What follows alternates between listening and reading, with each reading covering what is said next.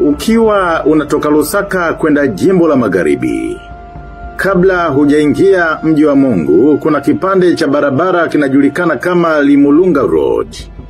Kipande hiki cha barabara mwaka juzi kimetupa tukio la kipekee ambalo kwa kiwango kikubwa tukio hili limebadili mwelekeo wa siasa la bara zima la Afrika, na hasa nchi za kusini mwa jangwa la Sahara. Pengine pasipo tukio hili huyu Hakainde Hichilema tunayemwona leo asingelishinda uchaguzi kwa urais wa Zambia. Lilikuwa tukio la kipekee kabisa. Kila mwaka pale nchini Zambia huwa wanaadhimisha sherehe maarufu zinaitwa kuomboka ceremony.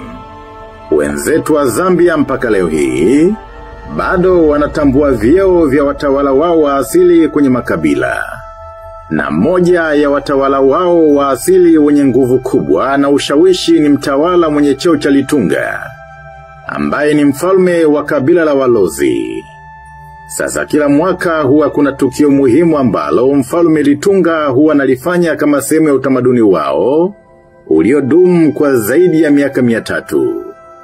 Mwishoni mwa msimu wa mvua mfalme huwa anahama kutoka makazi yake yaliyoko maeneo ya bondeni, eneo linaloitwa Lealui, na kuhamia makazi yake mengine yaliyo kwenye mwinuko panaitwa Limulunga. Utamaduni huu umekuwa unafanyika kwa muda wa zaidi ya karne 3 sasa. Katika tamaduni za kabila la Walozi, hili tukio la mfalme kubadili makazi yake lina umuhimu wa kipekee sana. Maelfu ya wananchi waliovalia nguo za asili huwa wanakusanyika hapo Limulunga kwa ajili ya kumpokea mfalme Litunga akiwa na wasili. Kutokana na umashuhuri wa tukio hili, hivyo huvutia watu maarufu kutoka kwenye kila nyanja. Watu wote mashuhuri hujitahidi nao kujitokeza kwa sehemu ya tukio hili muhimu. Kuanzia viongozi wa nchi, celebrities, wafanyabiashara mashuhuri, viongozi wa kidini na kadhalika. Sasa basi kwenye sherehe za kuomboka za mwaka 2017, tukio la ajabu sana lilitokea ambalo lilikuja kubadilisha kabisa historia ya nchi ya Zambia. Mwanasiasa Hakainde Hichilema enzi hizo akiwa mwanaharakati wa siasa za upinzani, akiwa na wafuasi wake wakiwa na msafara wa magari kama 10 hivi, walikuwa na safiri kutoka mji mkuu wa Lusaka kwenda kwenye hizi sherehe. Lakini walipofika barabara ya Limulunga kilomita chache tu kabla ya kuwasili eneo la tukio, wakasikia ving'ora vinalia nyuma yao na gari za polisi zikiwa zinakuja kwa kasi ya ajabu. Ving'ora hivi vya polisi vilikuwa vinaendeshwa katika mtindo wa kuashiria kwamba msafara wa kiongozi wa nchi ulikuwa unapita, na hivyo magari mengine yote yanapaswa kukaa pembeni ya barabara. Kwa maana ya kwamba hata Hichilema na msafara wake nao wanatakiwa wakae pembeni ya barabara ili msafara wa Rais Edgar Lungu upite. Huyu Hichilema usimuone na sura yake hii ya upole. Ni mtu mtata sana na mwenye msimamo mkali na thabiti. Ving'ora hivyo vya polisi vilipokaribia msafara wao Hichilema, akawaelekeza madereva wa msafara wake wasitoke barabarani kukaa pembeni kupisha msafara wa Rais Edgar Lungu, badala yake waendelee kuendesha magari katikati ya barabara. Hichilema akasema kwamba hawakupewa taarifa yoyote juu ya msafara wa Rais Edgar Lungu kwamba utapita muda huo ili wao wasitumie hiyo barabara. Lakini pia kwa mujibu wa protokali za kiserikali, Rais Edgar Lungu anatakiwa kuingia eneo la tukio mtu wa mwisho. Hivyo msafara wake unatakiwa kuwa nyuma yao. Tunakumbuka namna ambavyo Rais Lungu alikuwa na ulinzi mkali uliopitiliza. Kwenye msafara wake alikuwa mpaka na gari za NSTV, zile gari kama pickup halafu juu ina mashine gani au rotary cannon. Kwa hiyo baada ya kuona msafara wa Hichilema hauwapishi, ving'ora vya polisi pamoja na hizi NSTV wakatoka nje barabara, na kisha wakaanza kuendesha kama vile wanatoka nje barabara na kuingia ndani ya barabara katika namna kama wanawatisha au kuwapa onyo magari ya msafara wa Hichilema kwamba watawagonga ama kuwasukuma kwa lazima nje barabara kama hawatii amri ya kutoka barabarani kupisha msafara wa rais. Lakini Hichilema akawasisitiza madereva wake wasiogope. Wakanyage mafuta, hakuna kumpisha mtu. Baada ya polisi na wanausalama wa msafara wa rais kuona kwamba hakuna wanachoweza kufanya kumtisha Hichilema na msafara wake, ikabidi magari ya msafara wa rais Edgar Lungu utembee pembezoni mwa barabara. Yaani tairi moja nje barabara, tairi moja ndani ya barabara. Na kupita msafara wa Hichilema ambao bado ulikuwa unatembea katikati ya barabara. Kwa hivyo msafara wa rais Edgar Lungu ukawa wa kwanza kufika eneo la tukio. Eneo lenyewe la tukio ni sehemu ya wazi. Yaani chukulia mfano kama pale Jangwani pembezoni mwa mto Msimbazi. Unaifunga barabara Magomeni mapipa na faya kwa kuweka uzio wa muda. Halafu maelfu ya watu wanajaa pale Jangwani kumsubiri mfalme ambaye atawasili na mashua kwa kupitia mto Msimbazi.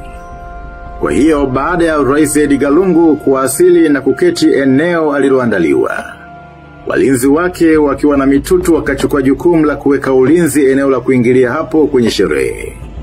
Dakika chache baadaye Hichilema akiwa na msafara wake nao wakawasili. Pale kwenye eneo la kuingilia wakakuta walinzi wa rais Edgar Lungu wenye mitutu ya bunduki, wakiwaeleza kwamba hawawezi kuingia ndani. Yani kwamba kwa protokali mtu mashuhuri na wapambe wako huwezi kuwasili kwenye eneo la tukio mara tu baada ya rais kuwa ameshawasili. Hichilema alipouliza kwa nini hawawezi kuingia, walinzi wa rais wakajibu tu kwamba wana maagizo kwamba wasimruhusu mtu mwingine yeyote kuingia baada ya rais kuwa tayari ameshawasili.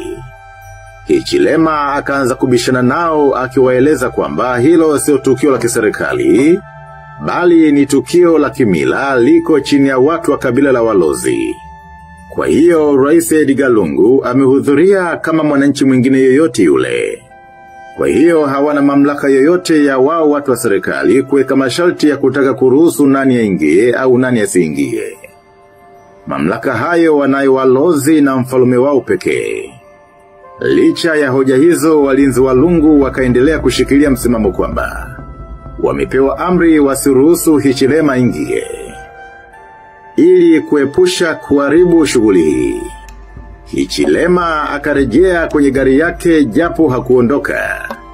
Akakaa ndani ya gari kutafakari wafanyaje na kutuliza munkari wa wananchi ambao walikuwa wameshajaa kutaka kuwashambulia walinzi wa Lungu. Kama nusu saa tu baadaye, kwa ajabu kabisa, ghafla kelele na vifijo vilisikika kutoka ndani uwanjani kwenye eneo la tukio. Walinzi wa Hichilema haijulikani walitumia ujasusi gani, lakini walifanikiwa kumpenyeza kwa siri Hichilema akaingia ndani bila walinzi wa Lungu pale getini kujua. Hichilema alipoingia ndani, uwanja mzima ulilipuka kwa shangwe, wahudhuriaji wakimshangilia rais. Shangwe zilikuwa kubwa kiasi kwamba mpaka Hichilema ilibidi watulize wahudhuriaji kuwataka wawe watulivu kwa heshima ya kumsubiria mfalme Litunga. Muda kidogo baadaye mfalme Litunga akawasili na mashua zake 4 kama ilivyo tamaduni. Mbele imetangulia mashua ya walinzi wake. Kisha mashua yake inayojulikana na Walozi kama Nalikwanda yenye sanamu ya tembo juu na moshi ukiwa unafuka toka ndani, kuashiria kitamaduni kwamba mfalme yu hai na buheri wa afya. Nyuma yake inafuata mashua ya Malkia yenye sanamu ya ndege yange kwa juu, na nyuma boti nyingine ya walinzi. Mfalme akawasalimu wageni mashuhuri akina Hichilema na kisha rais Lungu, na baadaye kwenda kuketi kabla ya kuanza kuwahutubia watu wake. Mfalme Litunga alipomaliza kuhutubia, Edgar Lungu akafanya kitu cha ajabu kabisa. Akaomba nafasi naye ya kuzungumza. Hiki kilikuwa ni kitu cha ajabu kwa sababu katika sherehe hiyo kitamaduni mfalme Litunga ni suparia kwa wahudhuriaji wote.